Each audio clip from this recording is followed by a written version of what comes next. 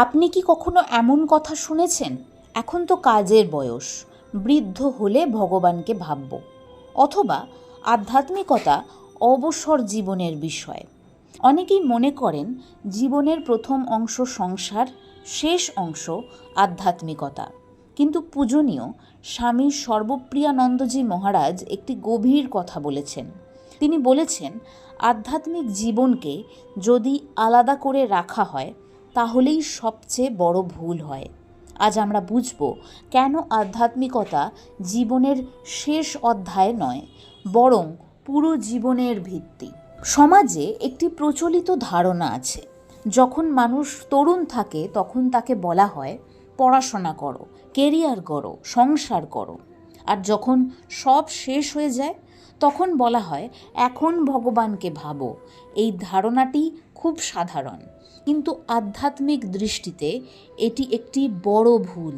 কারণ আধ্যাত্মিকতা যদি সত্যিই জীবনের মূল হয় তাহলে তো জীবনের শেষ নয়, শুরু থেকেই সেটা থাকা উচিত। আধ্যাত্মিকতা মানে অনেকে মনে করেন সংসারের সব কিছু ছেড়ে দেয়া, কিন্তু বেদান্ত একেবারেই ভিন্ন কথা বলছে। বেদান্ত বলছে আধ্যাত্মিকতা মানে জীবনের প্রতি দৃষ্টিভঙ্গির পরিবর্তন। একই কাজ একজন মানুষ করতে পারে স্বার্থের জন্য, সেটা থেকে কর্ম তৈরি হয়। আর একজন করতে পারে সেবা ও সমর্পণের মন নিয়ে, সেই কাজই তখন হয়ে যায় ভক্তির পথ। বাইরে থেকে কাজ একই, কিন্তু ভেতরের মন সম্পূর্ণ আলাদা। এইটাই আধ্যাত্মিকতা। ভগবদ্গীতায় শ্রীকৃষ্ণ অর্জুনকে বলেছিলেন, যুদ্ধক্ষেত্রেই আধ্যাত্মিকতা সম্ভব। অর্জুন তখন ভাবছিলেন, যুদ্ধ করা কি আধ্যাত্মিকতার বিরুদ্ধে? কিন্তু শ্রীকৃষ্ণ বললেন, না, কর্মই হতে পারে সাধনা, যদি সেই কর্মকে করা হয় নিষ্কামভাবে, সমর্পণের মন দিয়ে। ঠাকুর শ্রী রামকৃষ্ণ পরমহংসদেব এই প্রসঙ্গে বলতেন, সংসারের মধ্যে থেকেও ঈশ্বরকে পাওয়া যায়। তিনি একটি সুন্দর উপমা দিয়েছিলেন। তিনি বলেছিলেন, পদ্মফুল জলে থাকে, কিন্তু জল তাকে ভেজাতে পারে না। ঠিক তেমনি মানুষ সংসারের মধ্যে থাকবে, কিন্তু তার মন ঈশ্বরের দিকে থাকবে। তার ফলে সংসারের যাবতীয় যা কালো প্রভাব সেই মানুষকে ছুঁতে পারবে না, সেই মানুষের মনকে ছুঁতে পারবে না।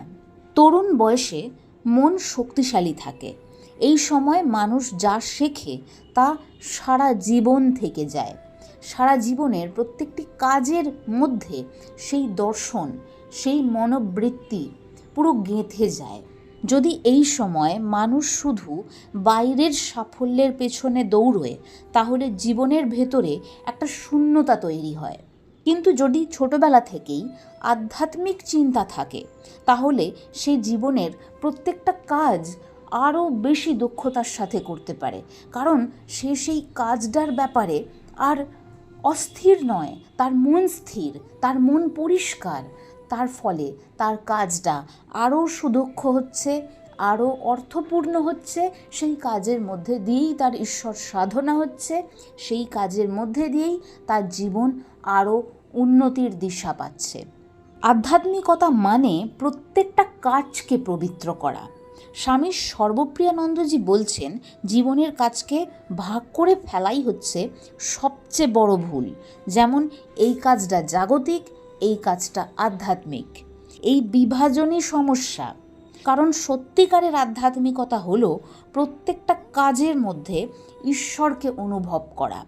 দৈনন্দিন জীবনে আধ্যাত্মিকতা আমরা শুরু করতে পারি খুব ছোট ছোট জিনিস থেকে।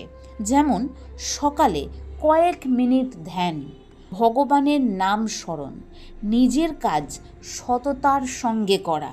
এগুলোই ধীরে ধীরে জীবনের ভিতর একটি গভীর শান্তি নিয়ে আসে। স্বামী সর্বপ্রিয়ানন্দজির কথাটি আবার মনে করি। তিনি বলছেন, আধ্যাত্মিক জীবনকে যদি আমরা আলাদা করে রাখি তাহলেই সমস্যা। কারণ আধ্যাত্মিকতা কোনো বিশেষ বয়সের বিষয় নয়, এটি হলো জীবনের প্রতিটি মুহূর্তের দৃষ্টিভঙ্গি।